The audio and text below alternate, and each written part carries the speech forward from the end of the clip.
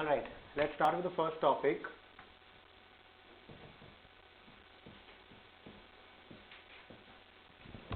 Security analysis. So what kind of securities are we trying to analyze or we are talking about? Majorly ये वाला जो content अपने देखेंगे, this is chapter 6 as per your institute material. This is about valuation of equity and valuation of bond. अब although क्या होता है ना, valuation of bond उतना ज़्यादा question नहीं दिखेगा आपको, लेकिन उसमें काफ़ी सारा चीज़ नया आपको सीखना होगा. Equity valuation already आपको काफ़ी सारा आता है, आपने पहले already कर रखा है. So when we are talking about security analysis, what kind of securities are we looking at? हम लोग मेजरली देख रहे हैं वैल्यूएशन करने का कि आज मेरे हिसाब से एक पर्टिकुलर सिक्योरिटी का शेयर का आज के दिन क्या वैल्यूएशन होना चाहिए का मतलब क्या हुआ. So now there are three kinds of valuations will be working with. There is something called the book value, there is something called the market value and there is something called intrinsic value. So there are three kinds of values will be working with.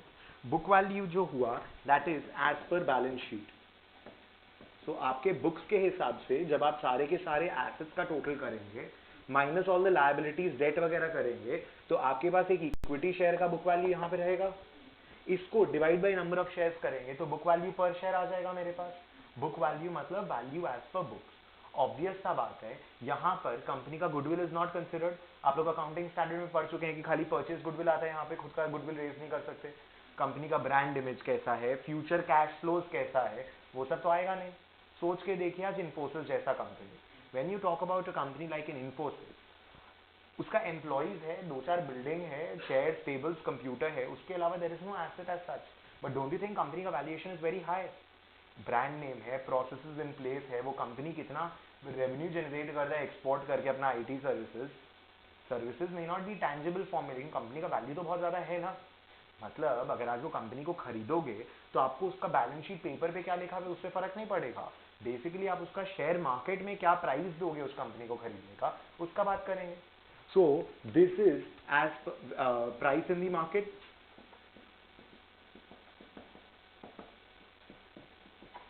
This is based on the demand and supply. Market में कौन कितना share खरीदने को ready है. आज अगर market में कोई शेयर बेचने को रेडी नहीं है तो आप खरीद नहीं पाओगे. या तो सी ना, मार्केट में कौन इन्फोसिस का शेयर बेचने को रेडी है 2000 में, am I willing to buy 2000, no, let's say 1800. तो जो बेच रहा है वो 2000 में नहीं बेच पाएगा, वो अपना प्राइस लोअर करेगा, लेट्स से 1900 में. 1900 में if he finds a buyer then 1900 में इन्फोसिस का शेयर बाय एंड सेल हो जाएगा ना. Demand and supply has to meet ना इन द मार्केट. तो market prices will be based on the market forces, the demand and supply in the market. What is intrinsic value? आज के दिन अगर मैं बोलता हूं कि इन्फोसिस का प्राइस और लेट्स से टाटा मोटर्स का प्राइस इज 460, बट मेरे हिसाब से ब्रेक्सिट का वैल्यूएशन ठीक से किया नहीं है लोगों ने कि ब्रिटेन ने यूरोपियन यूनियन को एग्जिट किया है, उसके कारण ऐसा ऐसा होगा, वैसा वैसा होगा. मैं कुछ एनालिसिस करता हूँ.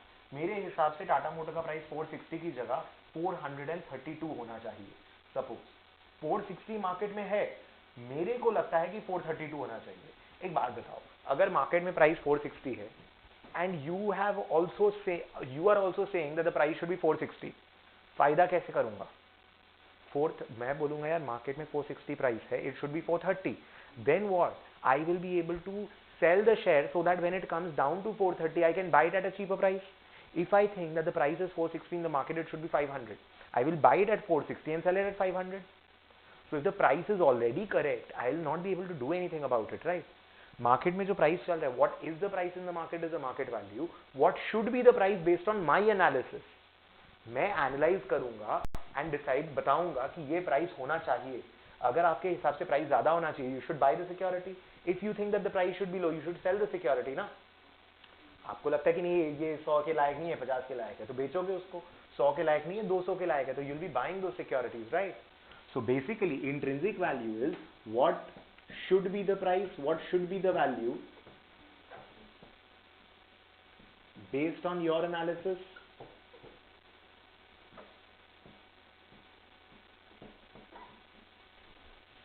This is what I will be working to calculate, and this is why this chapter is your security analysis. मेरे को intrinsic value ही निकालना है अलग अलग तरीकों को यूज करके. I want to value certain securities. What kind of securities? So let's just see that part also. So when I talk about security, I'll have three brackets. One is your equity securities, one is your fixed income securities,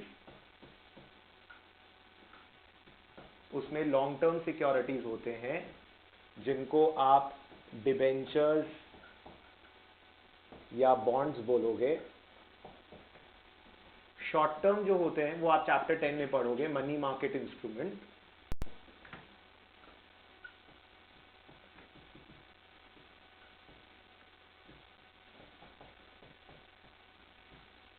and यहां पर there is alternate forms of investment,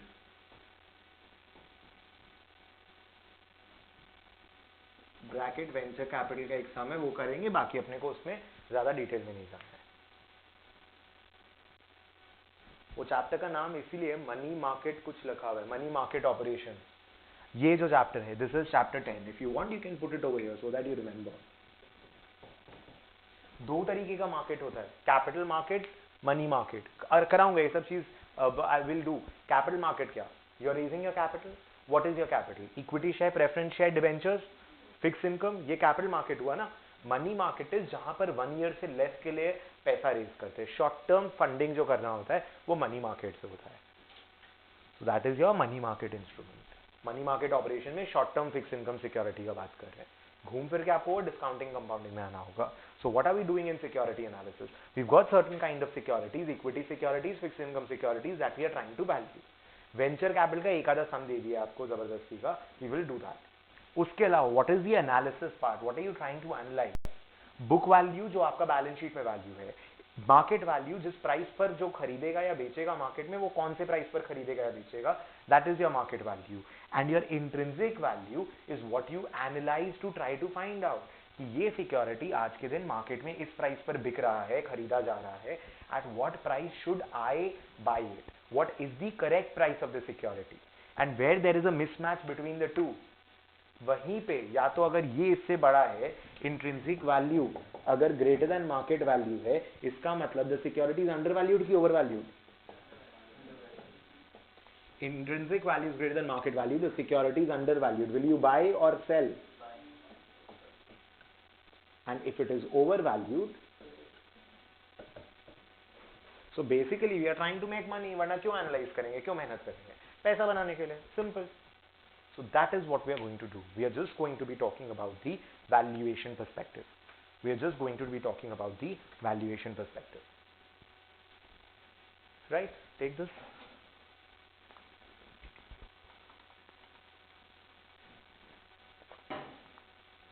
this very important, इन दोनों का difference. Bonds में भी यही होगा।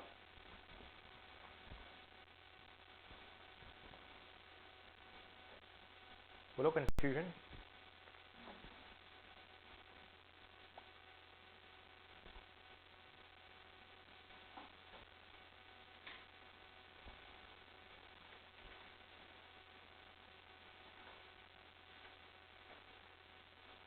Done. Next part, so what we will start with is the equity वाला सेक्शन, क्योंकि आप लोग को थोड़ा बहुत इसका आइडिया ऑलरेडी है। तो let's start with something that you are familiar with, ताकि थोड़ा अपने फ्लो में आए सिलेबस के साथ, सब्जेक्ट के साथ।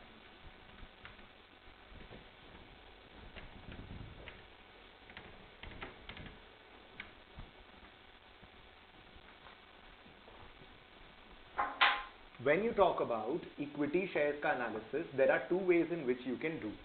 One is your fundamental analysis, जो कि हम लोग फोकस करेंगे, एंड दूसरा आपका होता है टेक्निकल एनालिसिस, जो कि आपका मेजरली थियोरी सेक्शन है, जो आप लोग को एक क्वेश्चन या 2 क्वेश्चन मिलेगा मैक्सिमम, उसके अलावा पूरा का पूरा थियोरी इसके ऊपर पढ़ना पड़ेगा। What do you understand by a fundamental analysis, what do you understand by a technical analysis? मैं इक्विटी शेयर्स का वैल्यूएशन कर रहा हूँ। फंडामेंटल मतलब कंपनी का fundamentals. What kind of company fundamentals are we discussing?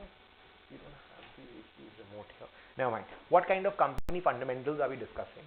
Company का dividend ratio कैसा है, उसका ग्रोथ कैसा है, इकोनॉमी में उसका पोजीशन कैसा है, आज उसका कंपेटिटिव फैक्टर कैसा है, वो इकोनॉमी में टॉप 10 कंपनी है, 5 है, क्या है, उसका पे आउट रेशियो क्या है, वो कितना ग्रो कर रहा है, उसका कैश फ्लो कैसा है, उसका फ्यूचर कैसा दिख रहा है, उसका डेट कितना है, उसका इंटरेस्ट कितना है, क्या वो टैक्स बचाता है, क्या वो सब्सिडी लेता है by being in the backward regions and all. So what is the basic fundamentals behind the company, We try to analyze the fundamentals of the company and try to come to a value of the company. That is fundamental analysis. When you talk about technical analysis, you do not bother about the fundamentals of the company. What you're bothered about is price patterns कैसा है, charts कैसा है, क्या company का price pattern इस तरीके से चल रहा है. अगर ऐसा है तो पास्ट में देखा गया है कि नीचे आता है ऐसा सिचुएशन के बाद. Has it been making a price pattern like this? इसका मतलब there is an upward growth trajectory.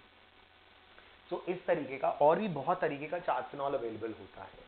तो are you going to look at the technicals, the charts, prices, patterns, investor behavior? क्योंकि ये तो investor behavior हो गया ना. आज डिमांड सप्लाई जैसा होगा उसके हिसाब से प्राइसेस मूव करेगा, right? So based on the investor behavior, how things are working out, based on that we'll try to value the equity share part. But that is not a very prominent part. वो आपको hardly time लगेगा and वो अपना mainly theory वाला section है. So we'll not bother about it so much. When you talk about fundamental analysis, theoretically you will have two ways of doing that. One is known as the top-down approach and one is known as the bottom-up approach. ये वाले part पे आगे का अपने theory जब करेंगे तब देखेंगे 2-3 क्लासेस के बाद. टॉप डाउन अप्रोच और बॉटम अप अप्रोच क्या होता है बेसिकली? टॉप डाउन मतलब you start with the top and then you start trickling down. Basically मैं सबसे पहले इकोनॉमी को स्टडी करूंगा, उसके बाद में देखूंगा कि अच्छा इंडिया का इकोनॉमी है और लेट्स से यूएस का इकोनॉमी. सो यूएस का इकोनॉमी में I see there are lot of old age population ज्यादा है, तो health care industry should be doing better. India का population young crowd is very there, much there, prominently. Service sector is improving. So small housing companies will be doing better. Domino's kind of companies like a Jubilant Foodwork might be doing better. Because they are more of consumer good industry will do very good in a middle class kind of a sector. So your HUL and all these companies might be doing better. Although अभी तो HUL का बजाएगा पतंजलि लगता है the way things are going around. So we never know.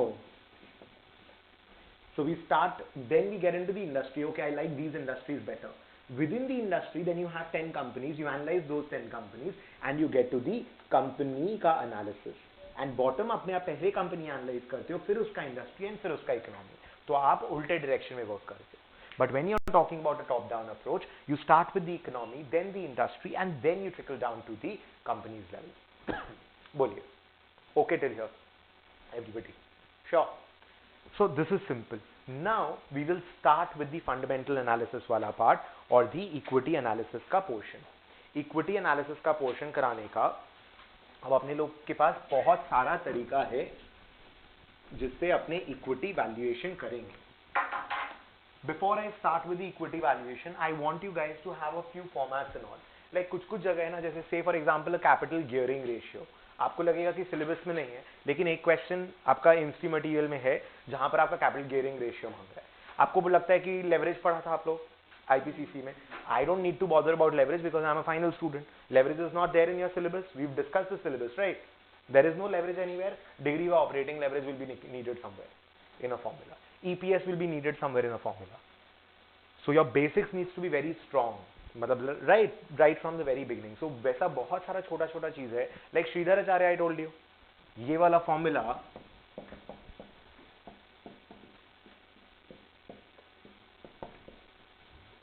ये formula है ना x का, quadratic equation solve करते हो तब आर ई को लेकर के क्वाड्रेटिक इक्वेशन आएगा. ये दो जगह दिया हुआ है. In fact even in the Walter's model वहां पे आप इंटरपोलेशन दिया हुआ है, डिविडेंड में यूज करोगे. तो मतलब छोटा छोटा, जैसे इंटरपोलेशन आप आईआरआर के लिए यूज किए, अब वही इंटरपोलेशन का मेथड दूसरा जगह सिखाएगा. सो वी लर्न कि इंटरपोलेशन हर जगह अप्लाई कर सकते हैं. कैसे करेंगे, क्या करेंगे, we'll do all those things, right? So these formulas also I have to give you a list.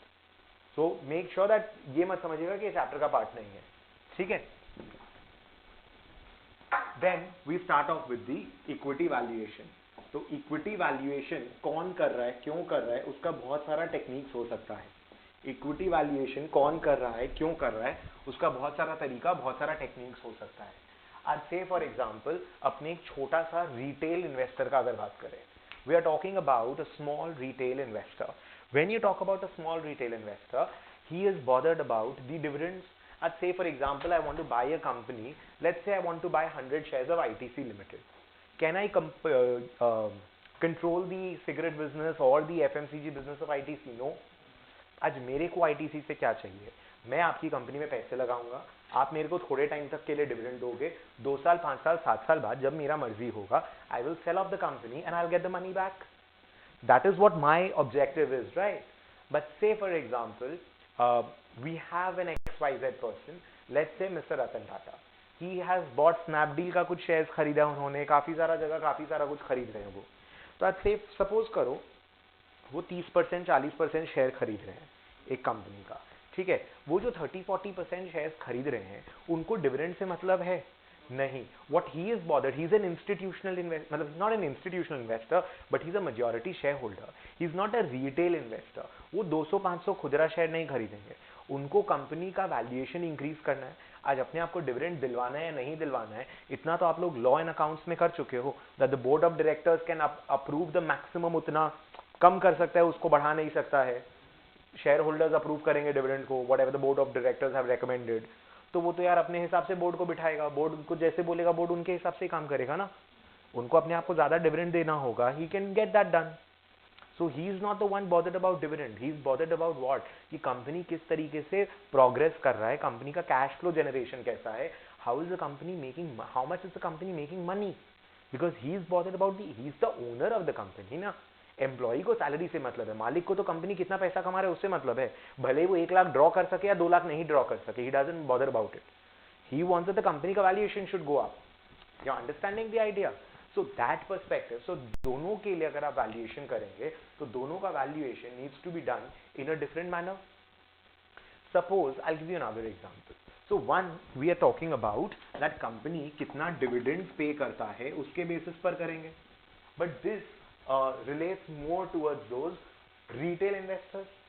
There is another way of analyzing wherein we try to project company का cash flows क्या होगा in future, and accordingly we will try to find out कि what kind of a valuation the company should be giving.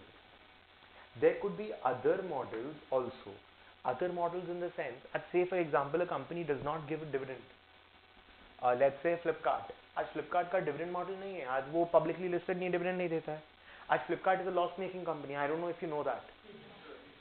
So it might not have good cash flows, negative cash flows होगा. तो cash flow के basis पे आप Flipkart को कैसे valuation कर सकते हो? नहीं कर सकते हो. When I'm trying to value a company like a Flipkart, I might not be able to use cash flows. How do I value a company like this? Problem.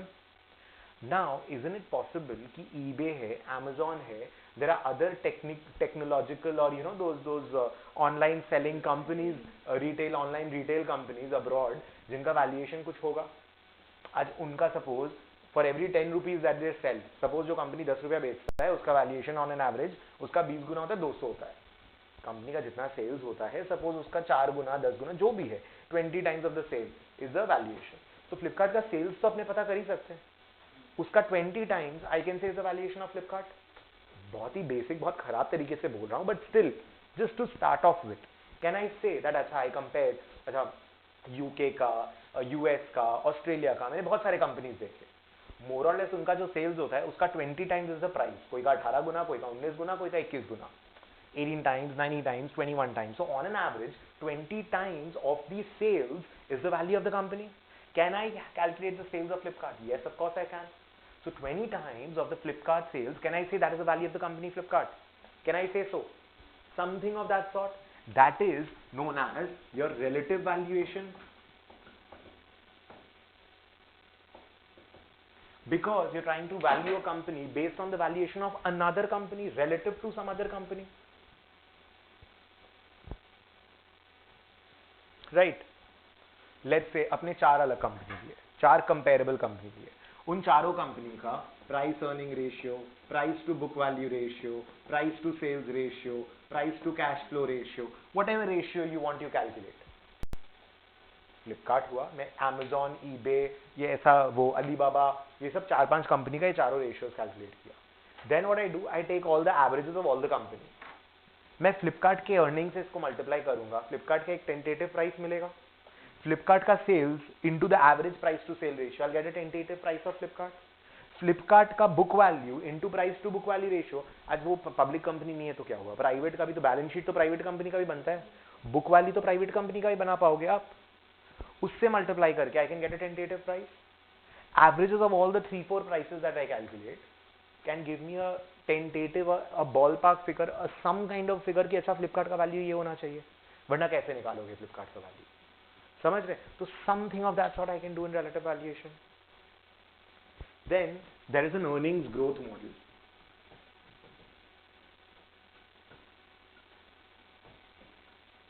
इसके लिए एक दो फॉर्मूला दिया हुआ है, छोटा सा पार्ट है, we'll cover it later. We'll start with the dividend वाला पार्ट. बोलो समझ रहे हैं? So these are the different ways of valuation we are going to do. So our objective is to calculate intrinsic value. If there is a difference between the intrinsic value and the market value, that is the undervaluation or overvaluation, and that tells me whether I should buy the shares or sell the shares. Simple है, एकदम भी difficult नहीं है SFM. अगर समझ के करोगे तो इसमें अभी तक कुछ याद करने का ऐसा स्थान है. अच्छा, ऑब्वियस सा बात है कि रिटेल इन्वेस्टर का तो डिविडेंड वाला में देखेंगे. अगर कोई बंदा trying to get majority stake or something of that sort, cash flow method might work.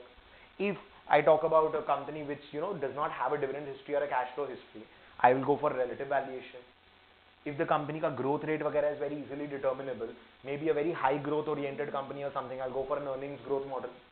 In the cash flows, you have two types, free cash flow to firm and there is a free cash flow to equity.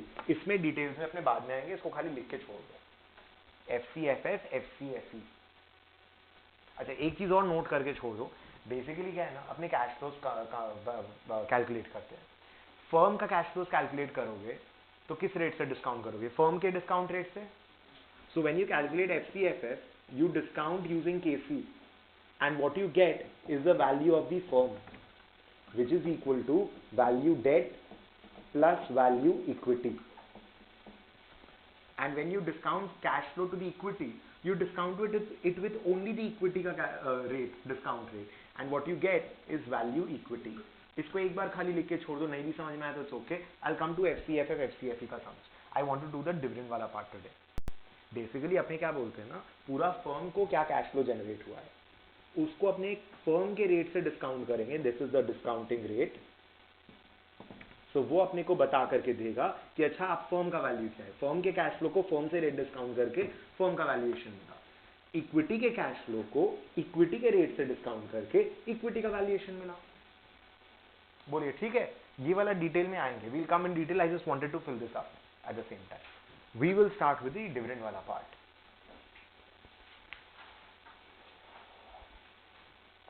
जगह नहीं है तो star देकर के नीचे लिखे ना, जगह है तो यहाँ पे I'll make a branch. I'll just erase that. So copy this part.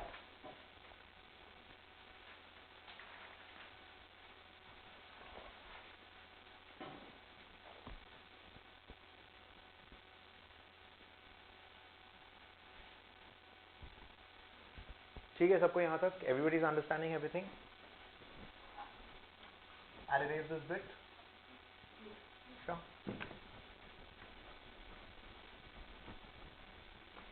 When you talk about dividend, before I make this, don't copy this. एक बार समझिएगा ये वाला चीज. कोई भी चीज का वैल्यू क्या होता है आज के दिन? If I want to buy something,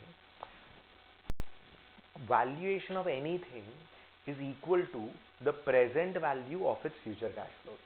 So now since I'm getting to the concept of present value, let me just revise your time value of money part first. Time value of money क्या था? आज अगर कोई आपको 100 रुपए देता है और आपको कोई 4 साल बाद 100 रुपए देता है, which one do you choose? You choose to take up 100 rupees. Why? Because if you invest 100 rupees today, it is going to give you 100 plus interest after 4 years.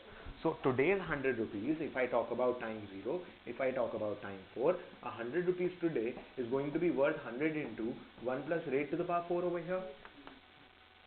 How can I say if you give me 100 rupees at time 4, it is as good as let's say 67 rupees today.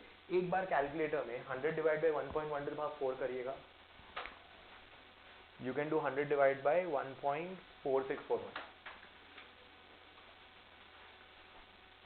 1.1 to the power 4 is 14641. 68.3. So that is this. Alright. So suppose we've got a number 100 discounted today. So ये 100 से यहाँ आया. ये कितना आया अपना? 100 divided by 1.10 to the power 4. Why do I say getting 100 after 4 years and getting 68.3 today is as good as the other? Logic समझिएगा. मेरे को आपने बोला कि मैं तुमको 4 साल बाद 100 रुपए दूंगा. Suppose what I did was I borrowed 68.3 from the bank. आज का मेरा कैश फ्लो कितना है? 68.3. After 1 year I need to give the bank how much? 100. you will give me how much? 100. So 0 today and 100 after 4 years is as good as 68.3 today and 0 after 4 years. 100 आप मेरे को दोगे, उसी से मैंने bank को चुका दिया, and today I got 68.3. So can I not convert a 100 का cash flow after 4 years as a 68.3 का cash flow today? मैं 68.3 बैंक से उधार ले लिया, आप जो पैसा मेरे को दोगे वही पैसे मैं बैंक को दे दूंगा उधार पर, तो 4 years के बाद का cash flow is 0. So 68.3 today is equivalent to 4 years के बाद का 100 ना. That is the logic. You can replicate the 100 after 4 years with a 68.3 today. Honestly, you don't need this formula also. आप लोग एक formula किए थे, amount is equal to principal into 1 plus r to the power n, school में. That is future value is equal to present value into 1 plus r to the power n, or present value is equal to future value divided by 1 plus r to the power n. So there is no new formula that you're learning in time value of money, honestly. There is no new formula that you're learning in time value of money. It's the same formula. Compound interest का formula ही तो है, class 9 का सीखा हुआ. मैंने कुछ नया नहीं पढ़ा है. Simple. The next thing is, so basically this was 100 that we got over here. The second one, the second part of your time value of money का problem क्या होता है? Let's say I have a time 0, 1, 2, 3 and 4. I have 100 at every time period. ये चारों का present value कितना होगा? ये चारों का present value is 100 divide by 1.1 plus 100 divide by 1.1 square plus 100 divide by 1.1 cube plus 100 divide by 1.1 to the power 4. Correct? These are the 4 values. इसी का वैल्यू आज का प्रेजेंट वैल्यू है. फिर वो आउटफ्लो होता है, कंपेयर करते हैं, एनपीवी निकालते हैं, वो सब will come to it. Cap वगैरह करेंगे तब माथा लगाएंगे. ये तो सिंपल प्रेजेंट वैल्यू हो गया. इसका भी फॉर्मूला स्कूल लेवल में सीख के रखे हो, 100 divide by a by r into 1 minus 1 upon 1 plus r to the power n. ऐसा कुछ किया होगा 11-12 में अगर एन्युटी था स्कूल में तब. We don't need this formula. What we do is try to understand what I want you to. यहाँ पर आपका present value interest factor is equal to 0.683. इसका मतलब क्या होता है? एंड ये जो आप है पीवीआईएफ ब्रैकेट में होगा 4 years 10% या 10% comma 4 years, either way. The idea is $1, 1 rupee after 4 years at 10% is equivalent to 0.683 today. Correct? वही चीज when I talk about this question, if you are getting 1 each at time 1, 2, 3, 4, what is the value of all the ones today? या तो ये formula से आएगा, or this is as good as 100 into present value annuity factor into 10% comma 4 years. 100 into present value annuity factor. So that is equal to 100 into present value annuity factor. एक बार बता सकेंगे अब कैसे निकालते हैं उसको? 1 डिवाइड बाय 1.1 इक्वल टू 4 बार. Basically क्या करना था, ये 100 अगर कॉमन लेंगे,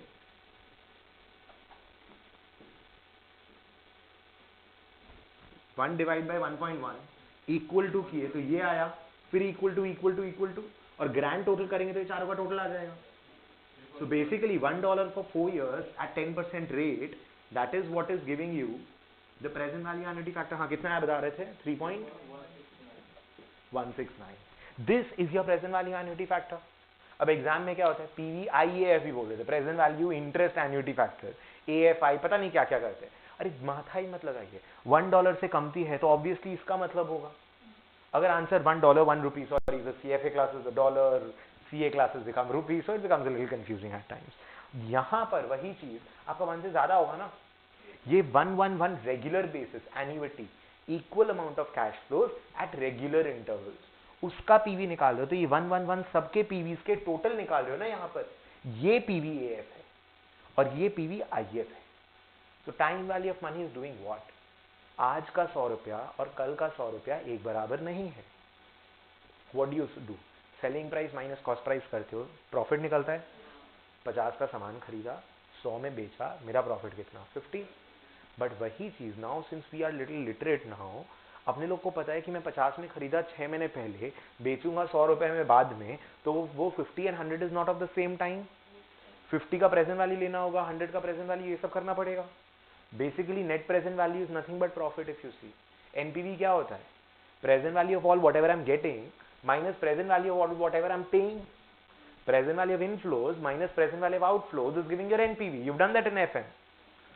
PV of inflow incoming minus outgoing करते हो. Selling price क्या जो आया, cost price क्या जो गया, बीच का जो बचा क्या profit. So even the NPV is the same thing. But the problem is that the inflows and the outflows are not happening at the same time. And now I know that 100 rupees today is not equal to 100 rupees after 2 years or 4 years. So I need to make all the 100 rupees. 1 kilometer minus 500 meter नहीं कर सकते ना. 1 kilometer minus 0.5 kilometer करोगे या 1000 meter minus 500 meter करोगे. You have to bring it to the same scale ना. वैसे ही सारे मनी अमाउंट को सेम स्केल पे लाना पड़ेगा टाइम जीरो पे. उसके बाद you operate on that. You do all your plus and the minus that you want to. So you have to bring every single cash flow to time zero, and then you start working with this. Bolo, clear? Time value of money is like very confident about it. Bolo, sure. So this was a basic time value of money. We'll keep getting back to it. So whenever there is a cash flow at time 1, 2, 3, 4 or 5, I need to discount it and bring it back to today's date. And then I can do my pluses and the minuses. Because you cannot do a 1 kilometer plus a 500 meter. दोनों अलग-अलग unit है. जोड़ने तोड़ने के लिए you have to bring it to the same unit. And for money the same unit is at the same time. Because money at different time periods is of different value. बोलिए, we are comfortable till here? So when you are talking about anything, कोई भी चीज का valuation, if you want you take this, and if you want you can take this also. PVIF का मतलब क्या होता है, PVAF का मतलब क्या होता है. 400 का PVAF वाला पार्ट एंड ये PVIF वाला. You can take this down. थोड़ा रिवाइज होता रहेगा TVL. There will be quite a few things you need to revise.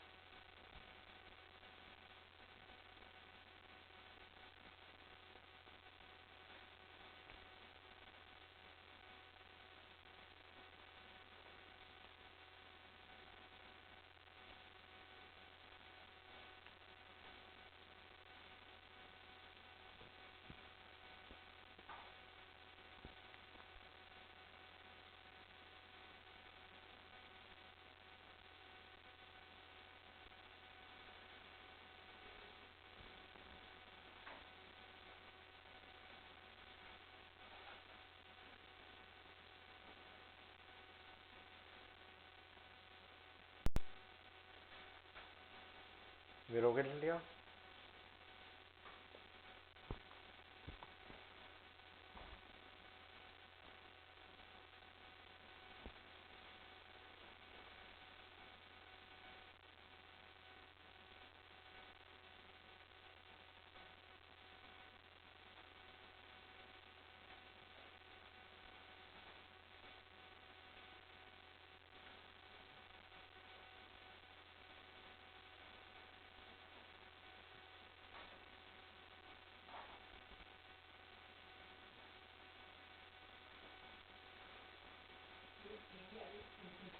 Present value interest factor.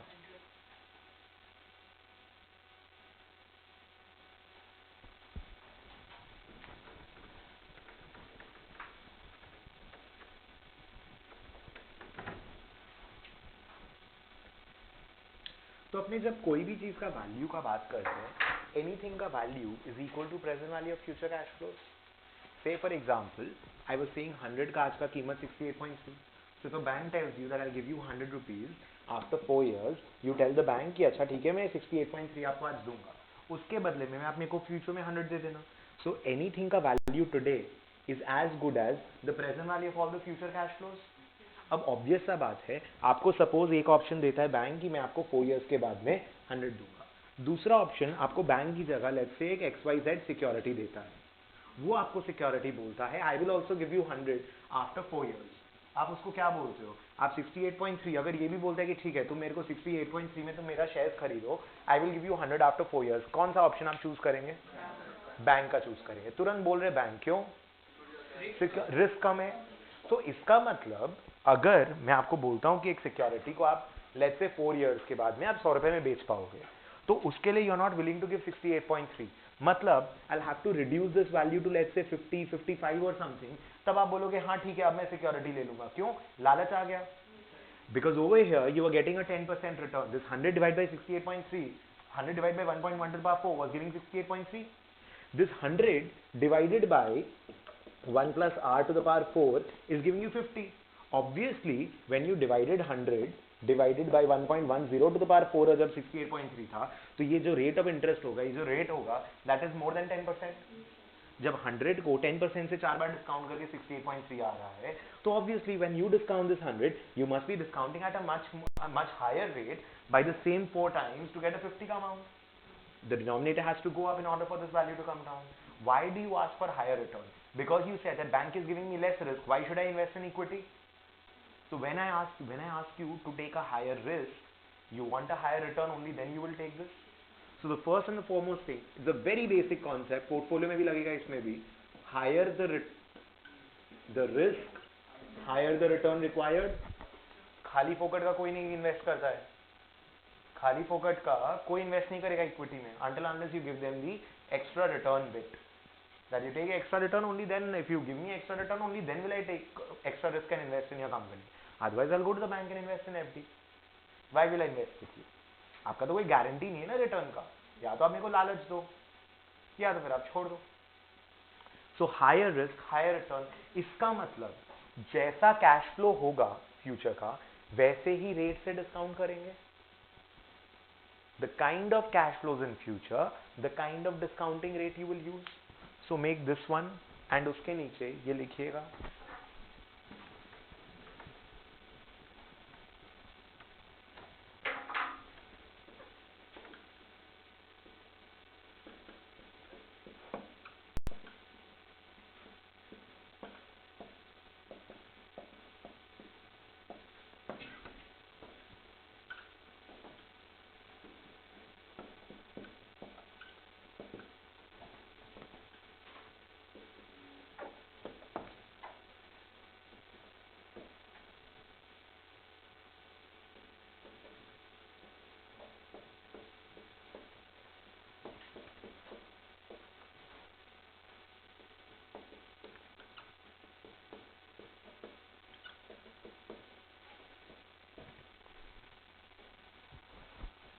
So risky cash flow होगा, रिस्की रेट से discount करेंगे। एक और था, सॉरी आई फॉरगॉट, अच्छा नीचे देखिए,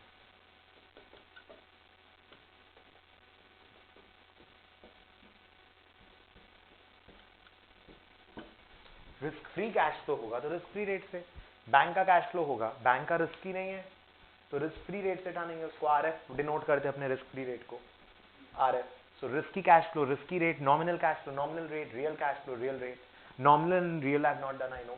I'll do it in CapBudge. I'll explain what it is in short right now, but I'll do these things, ये detail में CapBudge में लगेगा. But I need you to understand कि जैसा cash flow होगा वैसा discounting rate होगा. That you need to understand right now.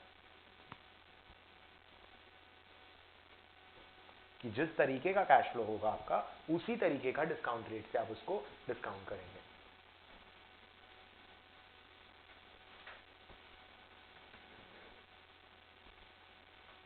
बोलिए okay till here, everybody is understanding? जैसा कैश फ्लो होगा वैसा ही डिस्काउंट रेट यूज करना है अपने को, that we understood. Nominal real क्या होता है ना, I just tell you very in a short manner, I just tell you. आज से फॉर एग्जांपल अपने को बैंक बोला कि मैं आपको 10% रिटर्न दूंगा टाइम 0 टाइम 1 ईयर। आपको बैंक क्या बोला कि तुम मुझे 100 रुपए आज दो, मैं तुमको 110 दूंगा। 10% is your nominal return. Nominal matlab in terms of money, in terms of currency. But you could have bought 1 kg of apple at 100 rupees over here. Suppose inflation बोल के भी कोई चीज है, inflation was 3%. Suppose वही apple का दाम 103 rupees per kg हो गया, तो now from the 110 you get, in terms of apples, in terms of goods and services, जो एक्स्ट्रा सामान है, यहाँ 1 किलो एप्पल खरीद सकते थे, क्या यहाँ पर 1.1 केजी एप्पल खरीद रहे हो, 10% का रिटर्न है तो नहीं खरीद सकते ना 1.1 केजी। 1 केजी खरीदे 103 से, 0.7 रुपीज से कितना केजी एक्स्ट्रा खरीद पाओगे, 7/103। 1 केजी का दाम 103, बहुत सारा चीज पता है, यूनिटरी मेथड से फॉर्मूला करा दूंगा आप लोग को। 1 केजी का दाम 103 है, तो 103 रुपए से तो 1 केजी खरीद लिया, जो यहाँ पे भी खरीद सकते थे। 7 रुपीज एक्स्ट्रा है, 1 केजी इज 103, तो 7/103 is the extra amount you can buy. You're following?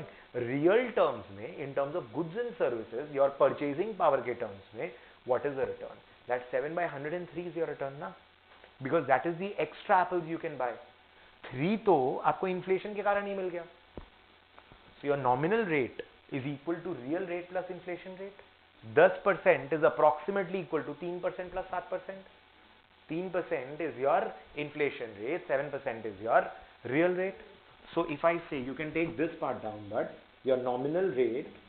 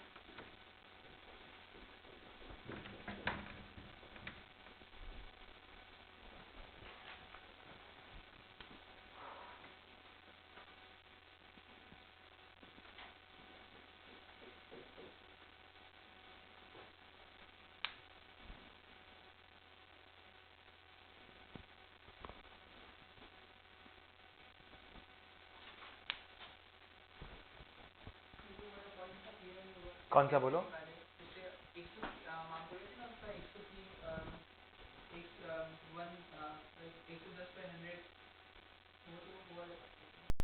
So basically 100 rupees I deposit in the bank, I get how much? 110. 103 में you can buy the same amount of goods and services that you could earlier. 3% inflation है, तो 7 से extra amount is 7 ना, उससे कितना kilo extra खरीदोगे? अच्छा, ये रफ फॉर्मूला है। अगर एकदम 100% एक्यूरेट फॉर्मूला चाहिए,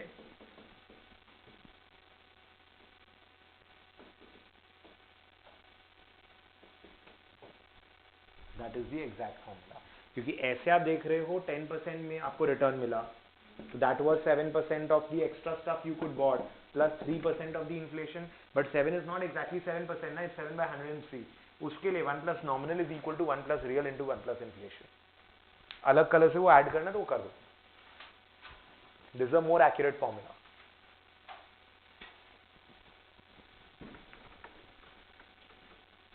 One plus nominal rate is equal to 1 plus real rate into 1 plus inflation.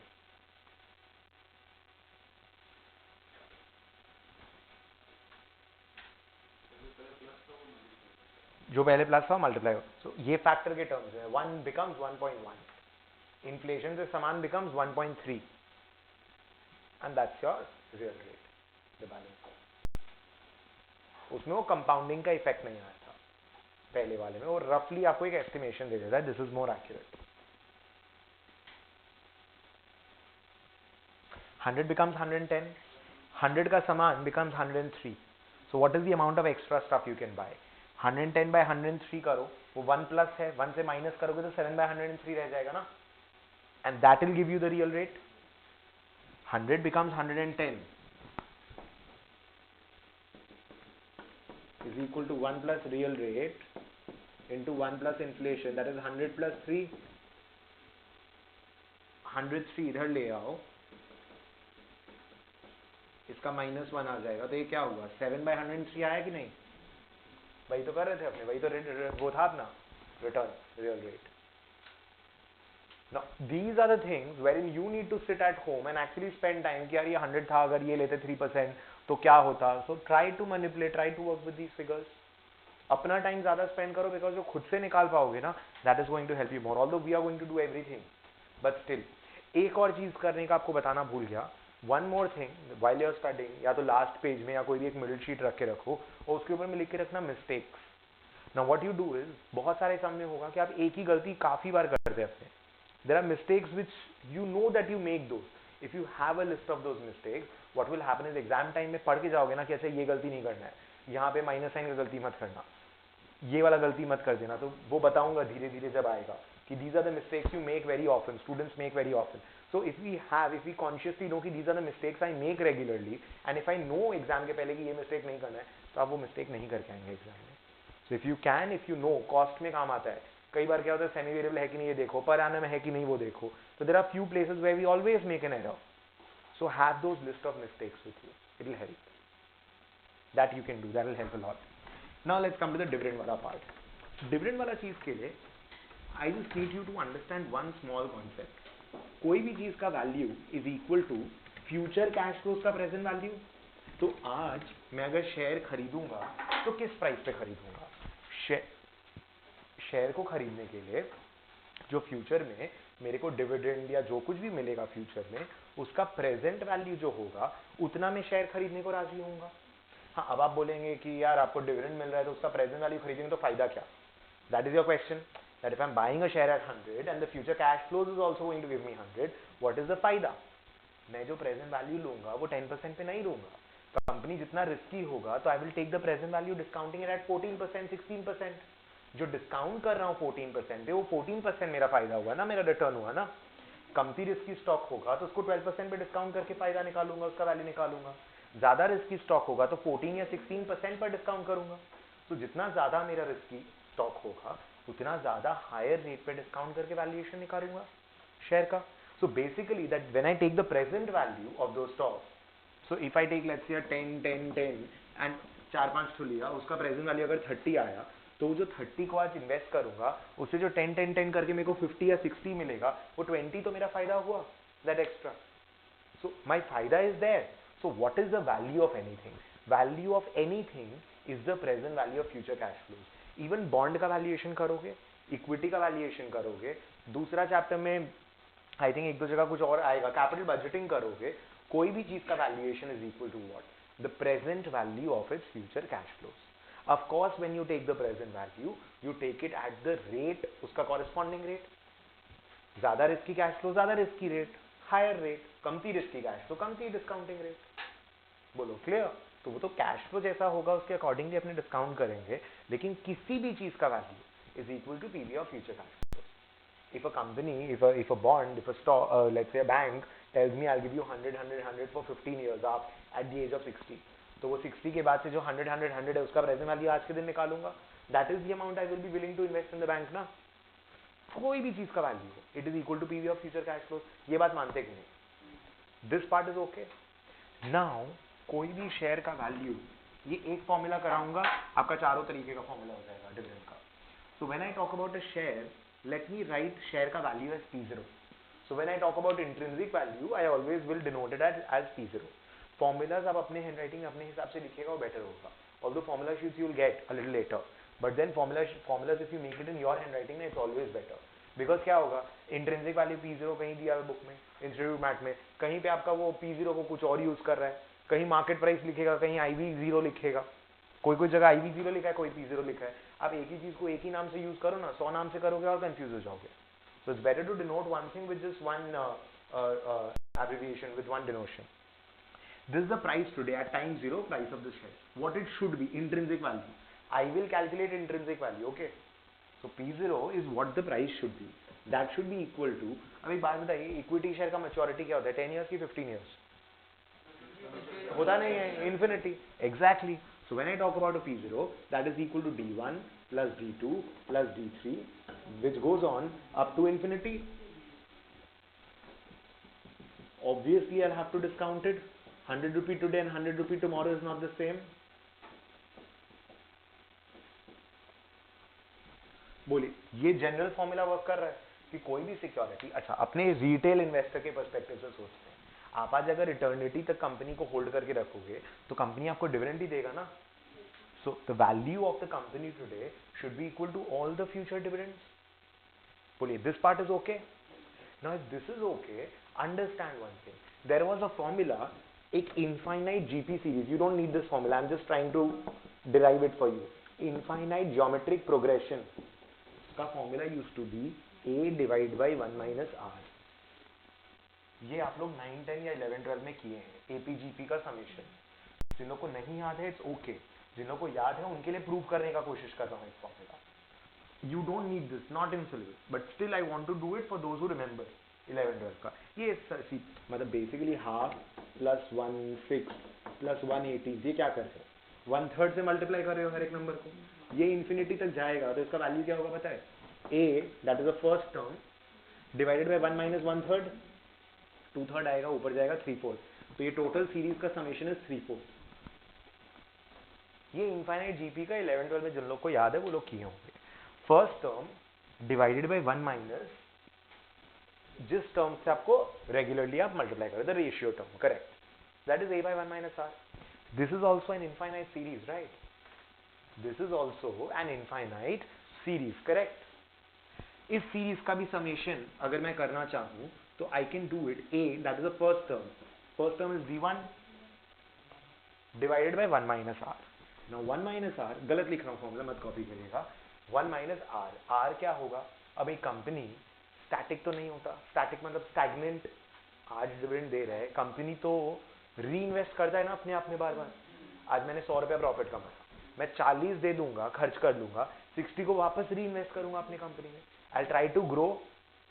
Obvious. When I try to grow, my dividend will also grow, na? Because if I am earning more, I'll be able to spend more. You getting the idea?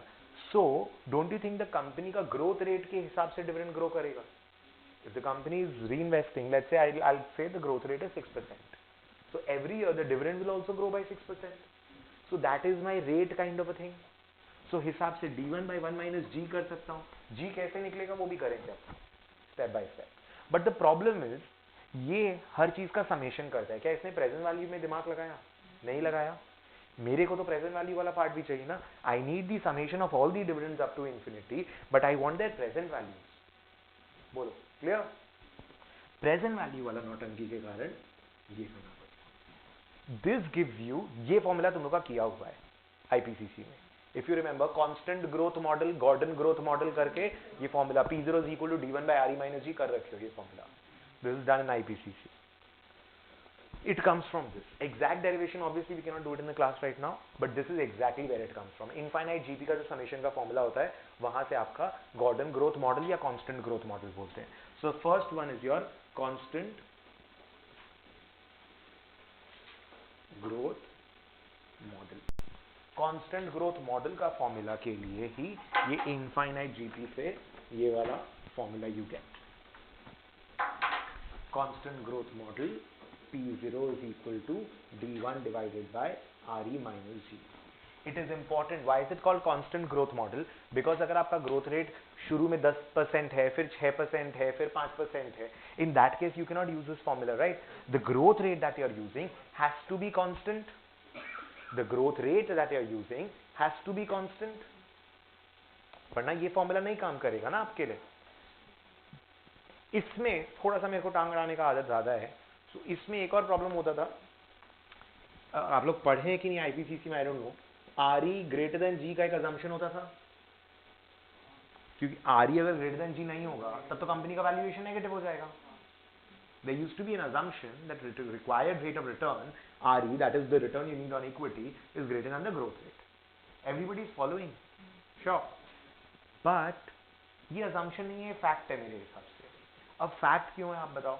Company जितना risky होगा उतना RE होगा, ये बात सही है.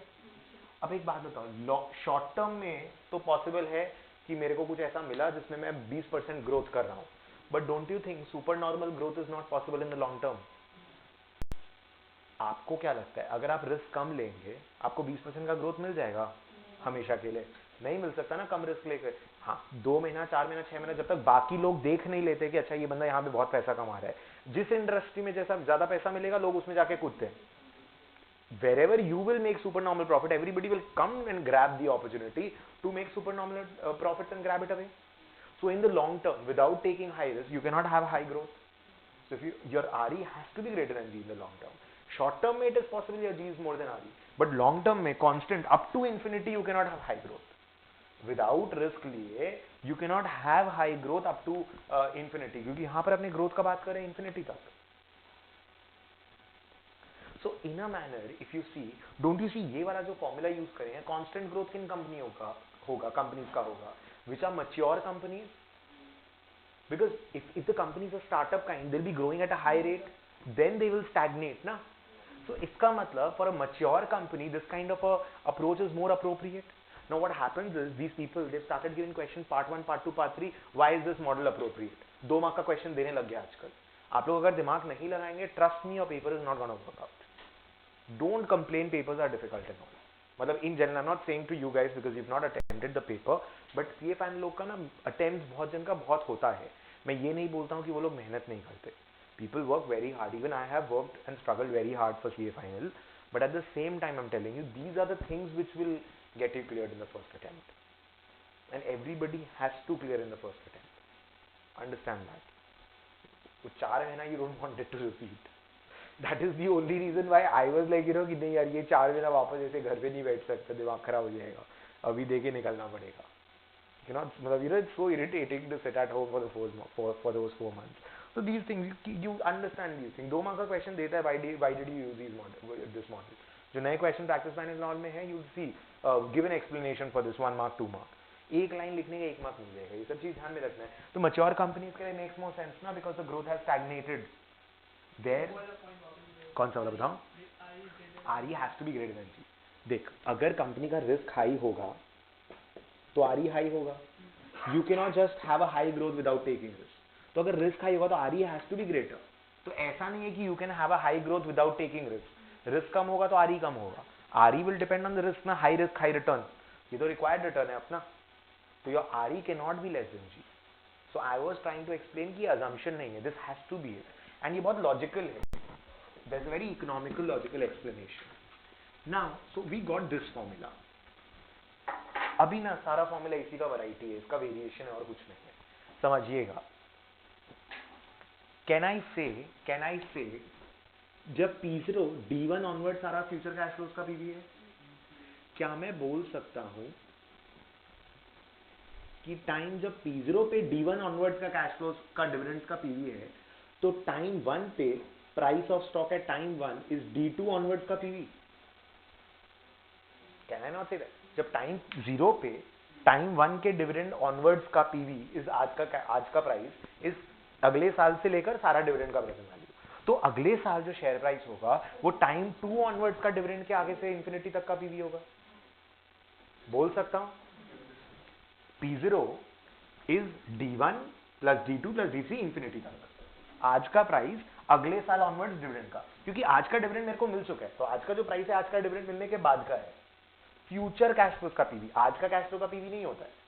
तो D1 onwards जितना भी इंफिनिटी तक का कैश फ्लो है वो सबका प्रेजेंट वैल्यू P0।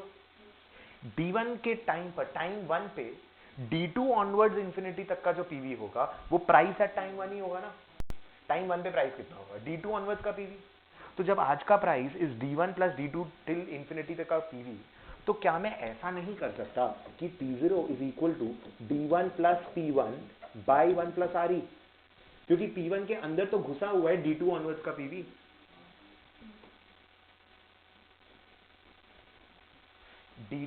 P0 क्या था? D1 से इंफिनिटी तक का PV.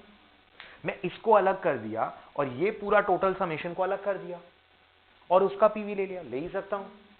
I can also do P0 is equal to D1 plus D2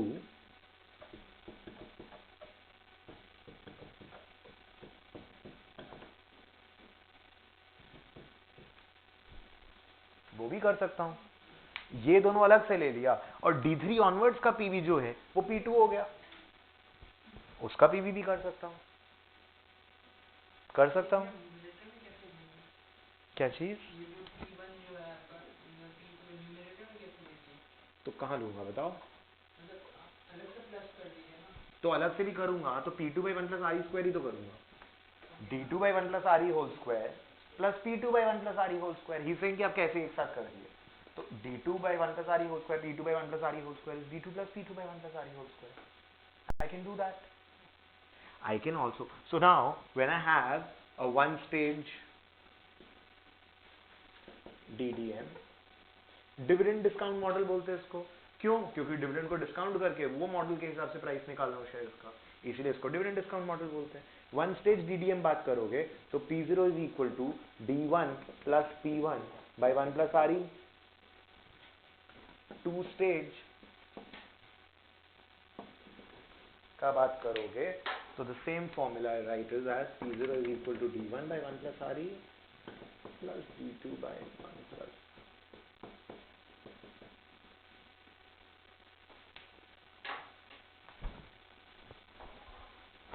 I'll erase this part.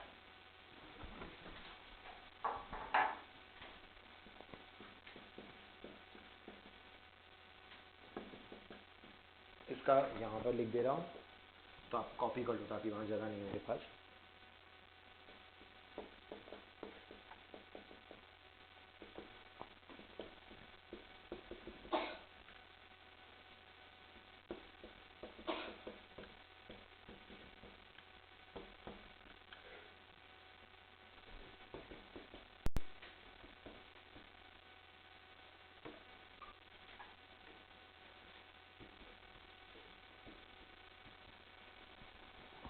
I'll erase this now.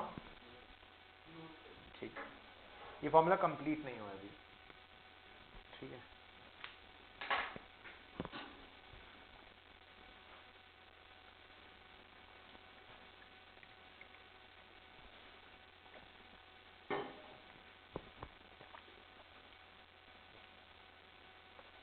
ये अच्छे से कर लो. FCFF FCFE में भी सेम फॉर्मूला लगा दूंगा. मतलब D1 की जगह यू पुट FCFF एंड नीचे KC, D1 की जगह यू पुट FCFE एंड नीचे KE. तो सेम फॉर्मूलाज लगेगा. तो ये अच्छे से करना. One stage DDM is this P0. One stage है खाली एक बार. टू स्टेज में दो कर लिए अपने. मल्टी में और लिख रहा हूँ आगे.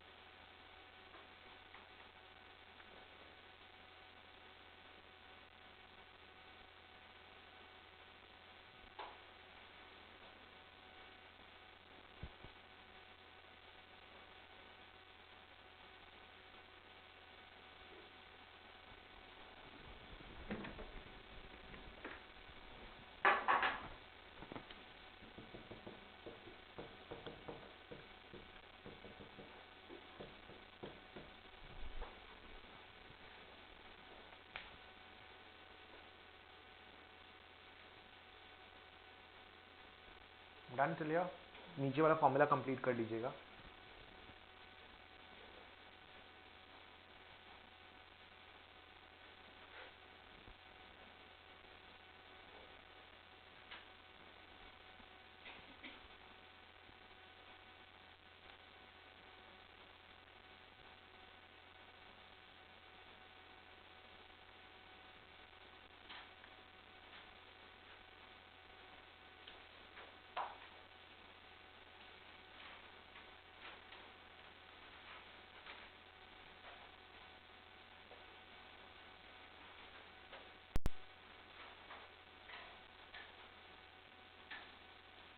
ठीक है यहाँ तक. जब सम्स करेंगे ना then I'll come to it. Like क्या होगा ना, I'll tell you that growth rate is let's say 10% for the first 3 years. Company is in the initial. Suppose करो कंपनी का लाइफ साइकिल ऐसा है. आपने बोलेंगे 3 साल तक कंपनी का ग्रोथ रेट 10% है, उसके बाद में स्टैग्नेंट 6% है. वैल्यूएशन क्या करेंगे? D1, D2, D3 10% ग्रो करके निकालोगे तीनों ईयर्स को.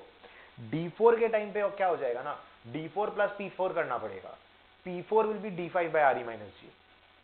सो P का वैल्यू निकालने के लिए, टर्मिनल वैल्यू निकालने के लिए कि कंपनी का यहाँ पर P5 करेंगे ना अपने यहाँ लाइक P2 की है, P2 is equal to D3 by RE minus G। Let's say first 2 years का ग्रोथ रेट कुछ है एंड 2 इयर्स के बाद का ग्रोथ रेट कुछ और है। Will do when we come to the sums will get to that part कि 3-4 साल का ग्रोथ रेट अलग है, उसके बाद से growth rate is constant. P4 P5 भी तो निकालना पड़ेगा। क्वेश्चन माइट गिव यू कि 4 years later the price is expected to be this much, तब तो डायरेक्टली प्राइस ले लो। प्राइस अगर नहीं पता है तो 4th ईयर तक सपोज ग्रोथ रेट इतना है तो 4th ईयर तक ऐसे वैल्यू कर लो and 4th year onwards if the growth rate is constant P4 is D5 by RE minus G। Will do those sums. So basically वो multi stage में घूम फिर के लॉजिक यही है। बोलिए okay till here. Now in all these formulas we've been talking about something called growth, but we've not discussed what is growth. So this table is complete. So we'll just discuss a little bit कि अपना growth rate क्या होगा।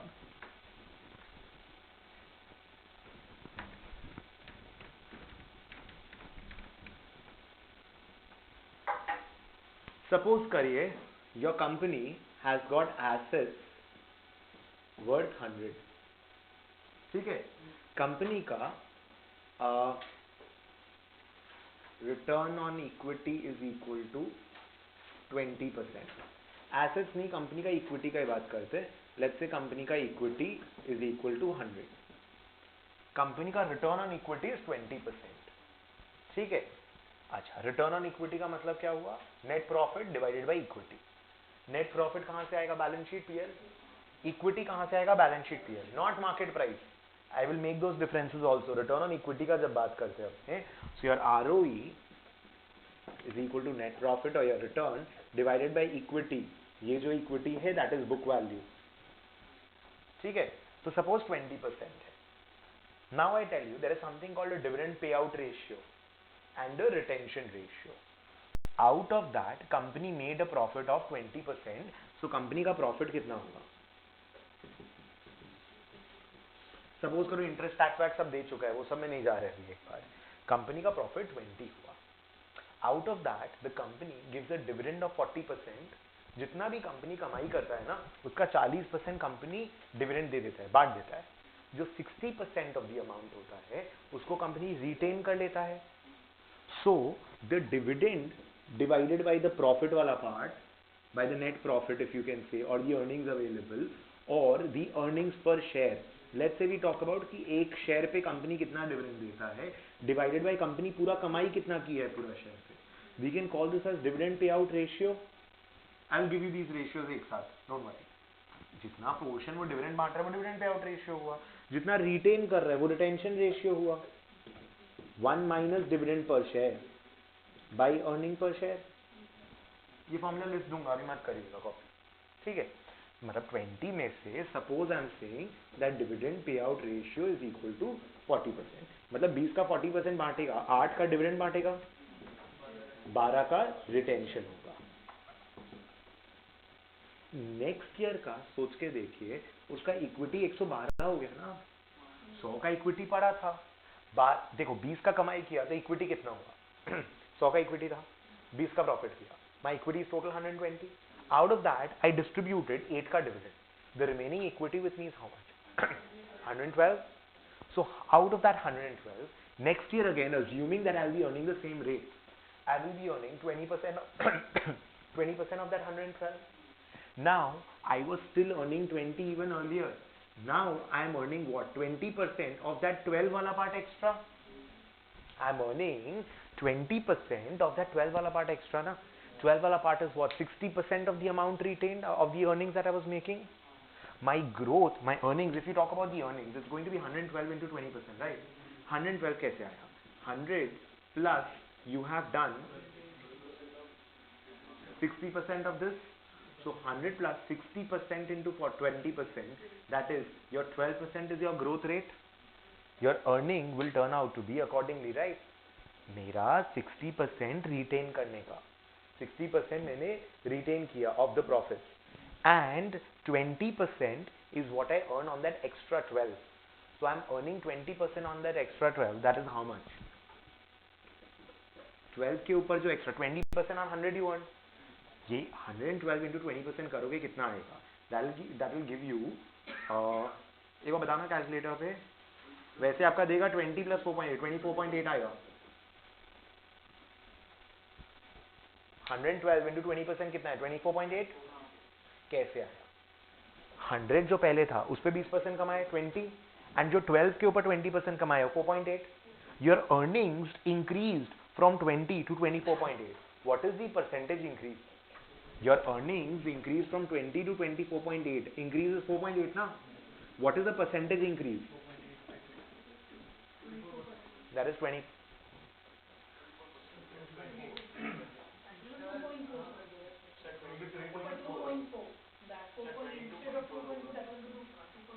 एक second,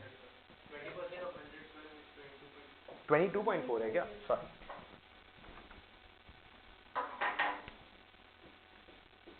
so you want extra 2.4। ये कितना हुआ?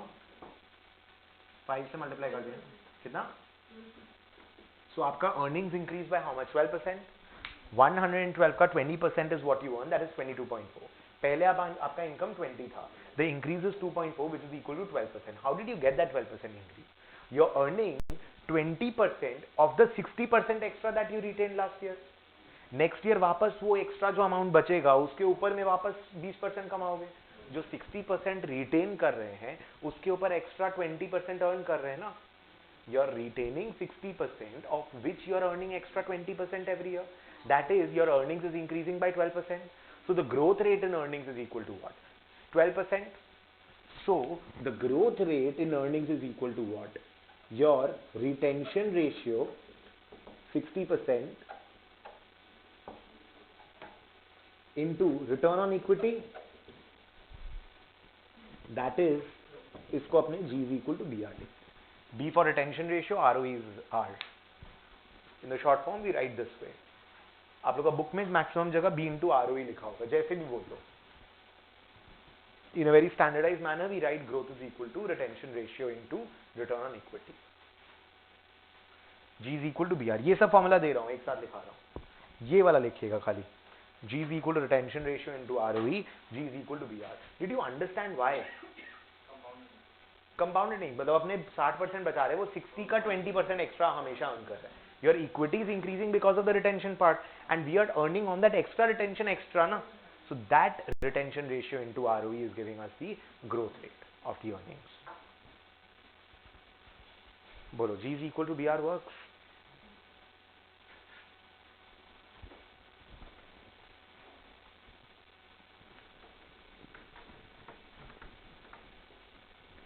आपके पास space होगा वहां पर BR का।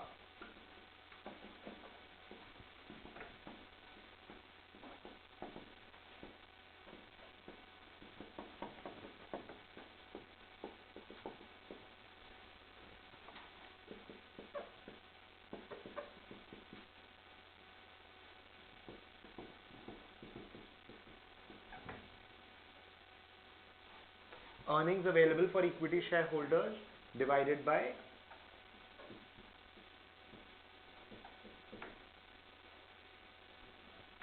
or just write it simply equity.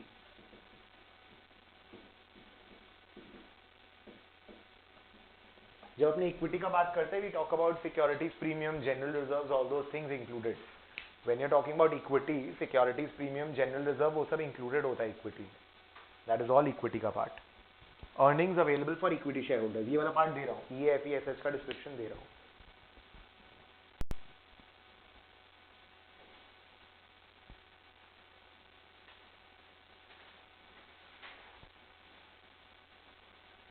Earnings available for equity shareholders.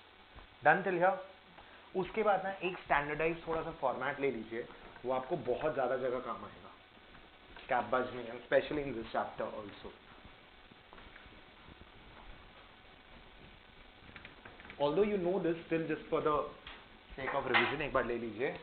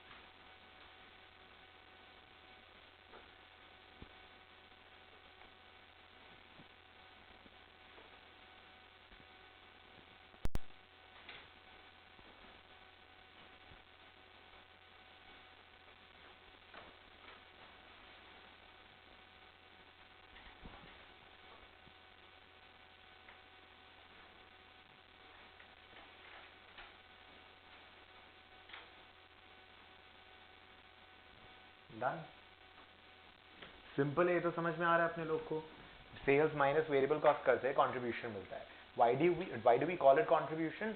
Because it contributes towards the fixed cost and the profit. EBITDA अपने फिक्स कॉस्ट माइनस कर रहा है, I'm just doing it, एक बार depreciation वगैरह छोड़ करके बाकी का फिक्स कॉस्ट माइनस करो, EBITDA आया। डेप्रिसिएशन एमोर्टाइजेशन माइनस किए तो EBIT आया। Generally what you associate with a gross profit is this only, इसी को जनरली अपने ग्रॉस प्रॉफिट बोलते हैं। EBIT माइनस इंटरेस्ट किए PBT आया, that is profit before taxes. PBT से टैक्स माइनस किए पैट आया। Generally this is what you call your net profit. Preference dividend minus करोगे जो बचेगा, that is earnings available for equity share holders, minus equity dividend you get retained earnings, right?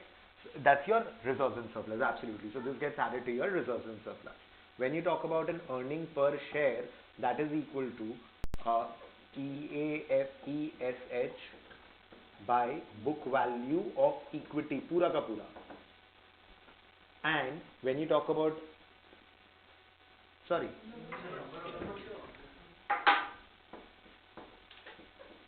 number of shares किया, जब आप price earning ratio का बात करते हैं, या फिर एक मिनट रुको, book value per share is equal to total book value divide by number of shares, right?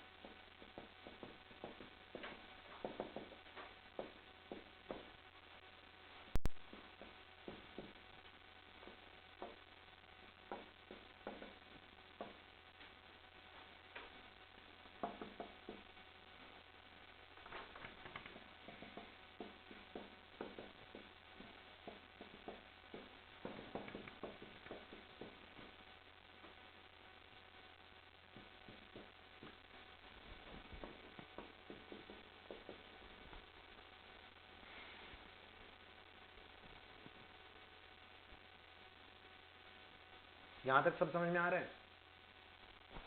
Earning per share is earnings available for equity share holder, preference dividend देने के बाद। Most of the questions preference dividend नहीं होगा तो आपको net profit को ही EAFESH मान लेंगे। In most of the questions, preference dividend will not be given. You will assume net profit to be equivalent to earnings available for equity shareholders. Total earning by number of shares करेंगे तो EPS आ गया। Total book value of equity करेंगे divide by number of shares तो book value आ जाएगा। Total book value of equity of course. This अगर याद नहीं रहेगा तो इक्विटी सर्कल करके लिख लीजिए। General reserve GR securities premium include करता है, ये includes securities premium GR and everything. Equity का पार्ट हो गया ना general reserve securities premium and all. Return on equity का बात करेंगे तो ये देखिएगा दोनों का दोनों फिगर बुक्स ऑफ अकाउंट से आ रहे हैं, मार्केट का कोई डेटा नहीं है। The earnings available for equity share holders by total book value करिए या earning per share divide by book value per share करिए। When we are talking about dividend also, either total dividend by earnings available for equity shareholders is dividend payout ratio, total dividend by earnings available, या dividend per share by earning per share. Retention ratio or B that we call it, retention ratio को अपने B से denote करेंगे, that is EPS minus DPS, that is the amount retained, right? जितना earning किया, $5 I earned, 5 rupees I earned per share, 2 rupees I paid as dividend, so 3 is what I retained. So that is earning per share minus dividend per share is what I retain. Divided by earning per share gives me the percentage of retention. Total इतना earning का, इतना portion retain करने का, इतना दे दिया, इतना retain किया. That is 1 minus dividend per share by EPS. If you divide both, split कर दोगे तो यही आएगा, कुछ नया नहीं कर रहे हैं. Again, बोलिए, okay चलिए. Now, when you talk about the price earnings ratio, अच्छा डिविडेंड में भी मेरे को दो चीज बताना बाकी, let me do that first. So यहाँ आपने डिविडेंड पे आउट रेशियो देखा एंड डिविडेंड पर शेयर देखा. So you seen this is the dividend pay out ratio, the percentage paid out. and this is the dividend per share, that is the amount rupee terms में. There is something called a dividend rate and there is something called a dividend yield. Difference क्या है बता सकते हैं? किया है आप लोगों ने एफएफ में? हाँ, आगे थोड़ा सा और, यू करेक्ट. And yield? नहीं नहीं नहीं. डिविडेंड रेट क्या हुआ? How do you calculate the dividend amount? Dividend rate into face value of share gives you the dividend amount. That is your dividend per share का amount. Face value से multiply करते हो, not the market price. Face value से, right? Because market में तो price रोज ऊपर नीचे होता है. कंपनी डिविडेंड डिक्लेयर करता है 20%, 30%, वो तो फेस वैल्यू का करता है ना. Dividend yield is equal to dividend per share divided by market price.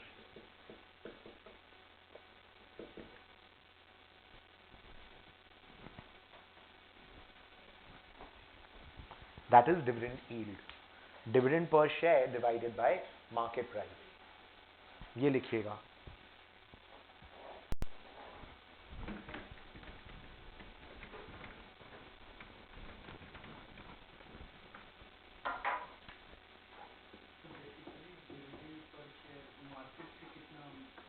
बता रहा हूँ उसको और डिटेल में बता रहा हूँ. ये फॉर्मूला नहीं समझ में आया तो एक सेकंड बता रहा हूँ.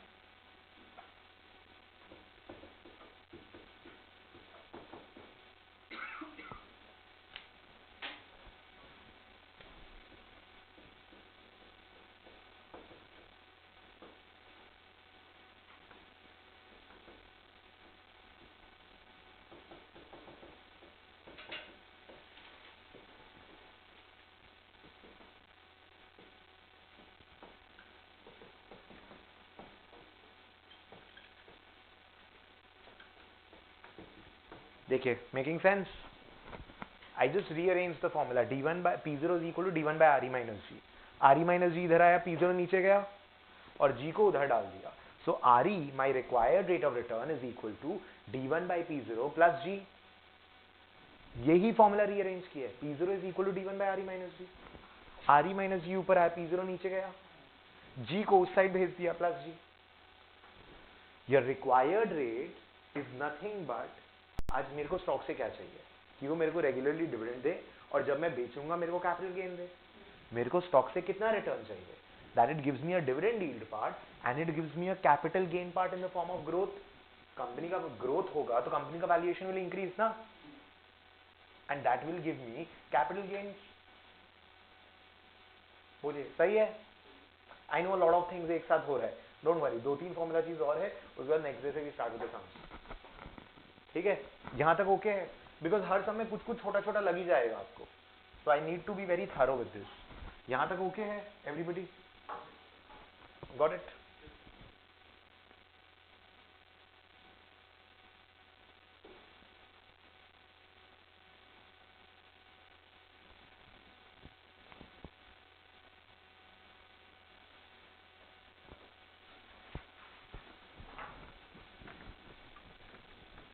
So you will have to understand the difference between dividend payout ratio, dividend per share, dividend yield, dividend rate.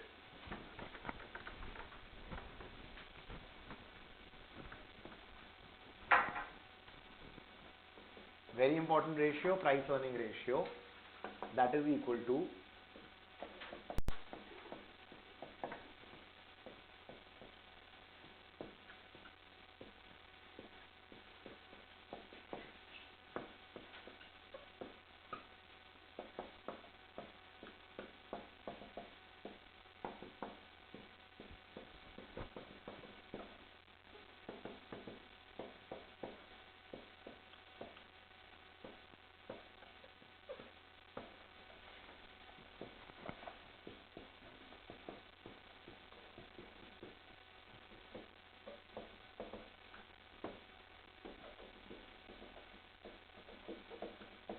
ध्यान देने का बात है.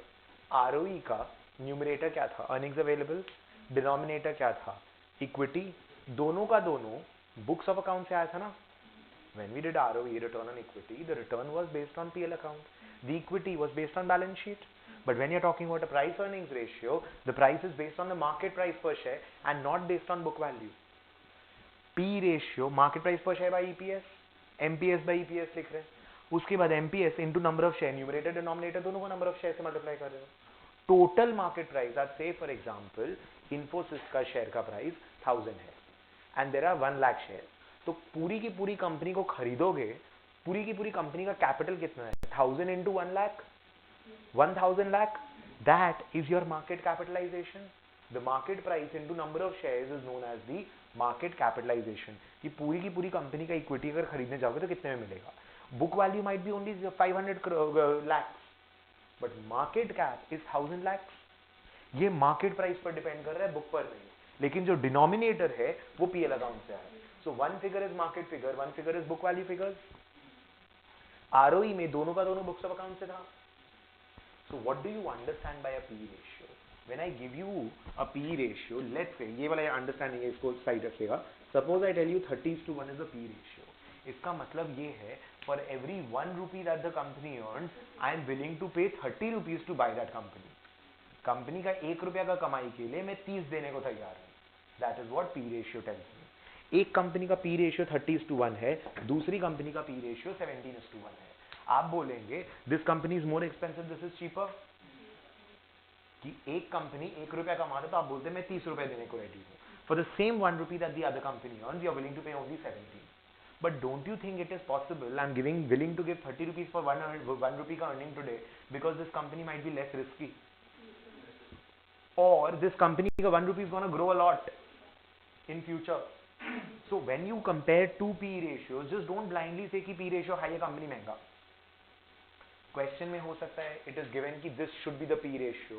कंपनी में बोल दिया 5 साल के बाद में P ratio ये है, तो अपने ईयर 1 2 3 4 5 का पहले अर्निंग निकालेंगे. 5th ईयर का अर्निंग से आप उसका एक्सपेक्टेड मतलब जो P होना चाहिए उससे मल्टीप्लाई करके प्राइस निकालोगे. फिर वही D1 D2 D3 D4 P5 सबको डिस्काउंट करके निकालेंगे वैल्यू. तो हर जगह यही सब चीज को घुमा फिरा करके यूज करना है अपने को. We will be using these things only in bits and pieces here and there.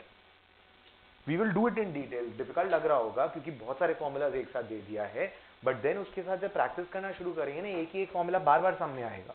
Then it will not be difficult. Then it will not be difficult. Don't worry. ठीक है, एक और एंड उसके बाद भी डन. ठीक है, सॉरी.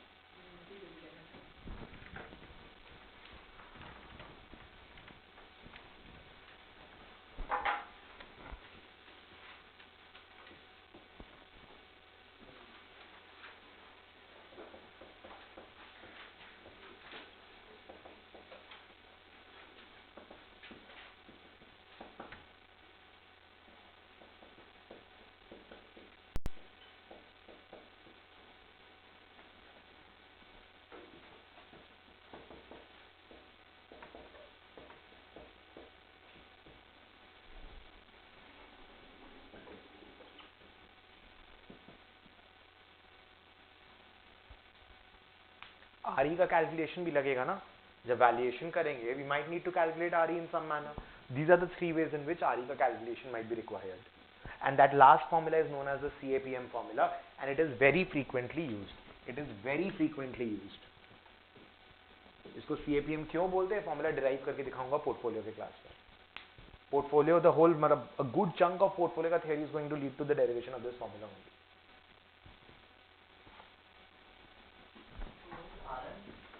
मार्केट रेट रिस्क में बता रहा हूँ, मैं समझाऊंगा फॉर्मूला.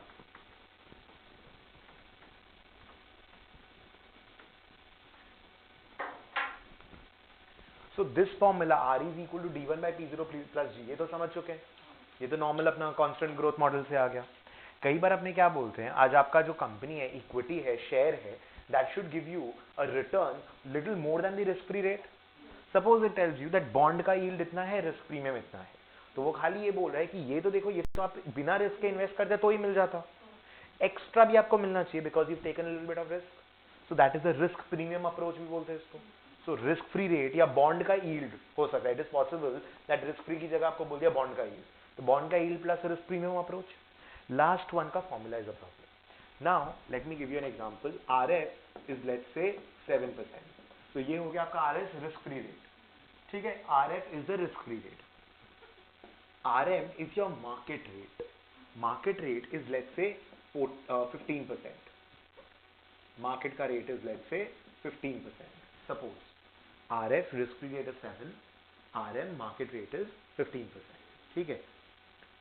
अच्छा, अब let's say there is something called beta, इसका डेरिवेशन वगैरह ना मैं सब चीज बताऊंगा आपको। बीटा का खाली मतलब इतना समझिए, beta measures the sensitivity, you done this formula in FM by the way, beta measures the sensitivity of the stock with respect to the market.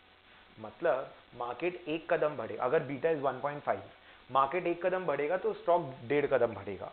If market goes back 1%, beta stock will fall 1.5%. Market increases by 2, beta increases, stock increases by 3, market falls by 2, stock falls by 3. So everything is 1.5 times, the risk of the stock is 1.5 times. Because stock में अगर 1 का movement होता है, beta stock market में अगर 1 का movement होता है, स्टॉक में 1.5 का मूवमेंट होता है। तो beta of any stock is the sensitivity of the stock with respect to the market. Beta is the sensitivity of the stock with respect to the market. So basically, if beta is 1.3 or 1.4, इसका मतलब the riskiness of the stock is 1.4 times that of the market. ये portfolio में पूरा derivation और all होगा, ये formula you'll have to mug up for the time being. But if you want to understand, आप सोच के बताओ, सपोज मैं यहाँ पर बीटा को प्लॉट करता हूँ, बीटा एक तरीके से रिस्क का मेजर हो गया, और ये सपोज अपना रिटर्न हो गया। स्टॉक का मतलब लेट्स से इन्फोसिस और something, and when I am talking about market, I am talking about let's say Nifty और सेंसेक्स, मार्केट एज इन मतलब पूरा मार्केट इन टोटलिटी। अब एक बात बताओ, जब तुम्हारा रिस्क ही नहीं है तभी भी तुमको 7% मिल रहा है, मार्केट 15% दे रहा है, मार्केट का बीटा इज इक्वल टू 1, ठीक है। 0 रिस्क लेते हैं तो 7 मिलता है। 1 यूनिट रिस्क लेने के लिए मार्केट का रिस्क इज 1, तो ये जो 1.4, 1.5, 2.2 that is number of times of the market का रिस्क। मार्केट 1 यूनिट रिस्क लेता है तो स्टॉक का 1.4, मतलब if market takes 1 unit risk, my stock is taking 1.4 times risk. Try to understand ये 8% का रिटर्न क्यों मिल रहा है। नॉर्मल बैंक में डालते तो 7 मिलता, you are taking 1 unit of risk, so you are getting 8% of return. Assume beta to be a unit of risk, ठीक है।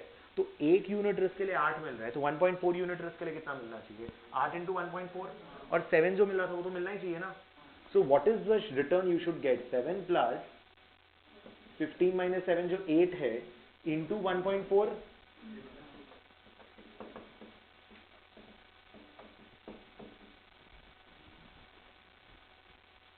ये इक्वेशन का डेरिवेशन पे I'll spend at least a class, at least 1 or 1.5 class में वो equation derive करके दिखाऊंगा। So basically ये तो मेरा बिना रिस्क लिए रिटर्न आ गया, 7 तो मिलना ही चाहिए।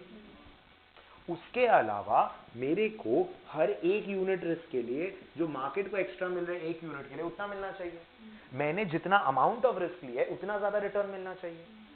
So the stock is getting that 8%, RM minus RF, market का रिटर्न माइनस स्टॉक का return, RM is the market return, RF is the stock का रिटर्न। तो मार्केट को स्टॉक के ऊपर में जो एक्सेस रिटर्न मिल रहा है that is for 1 unit of risk. So if my is X unit of risk, I should get that X into that RM minus RF extra above the RF तो मिलेगा ही। उसके साथ में जो मार्केट ने extra return कमाया for 1 unit of risk, उतना extra return into the number of units of risk I have taken, I need that return, why will I give up? That is giving me the required rate. अब इसी RM minus RF को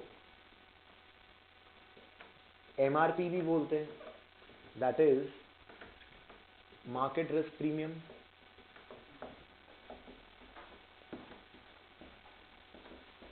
तो अगर market risk premium दे दिया तो minus RF मत कर देना, RM माइनस RF को मार्केट रिस्क प्रीमियम भी बोलते हैं। नहीं जरूरी नहीं है, कुछ स्टॉक्स मार्केट से भी कमती रिस्की हो सकते हैं। मार्केट हो गया कलेक्शन ऑफ स्टॉक्स। अब से for example if you talk about HUL, it might be less risky than the market. काफी पैसिव स्टॉक हो गया ना, एकदम रिस्क नहीं लेता है, रेगुलर सामान बेच रहा है, it might be less risky also. वो डिफेंसिव स्टॉक भी बोलते हैं उसको।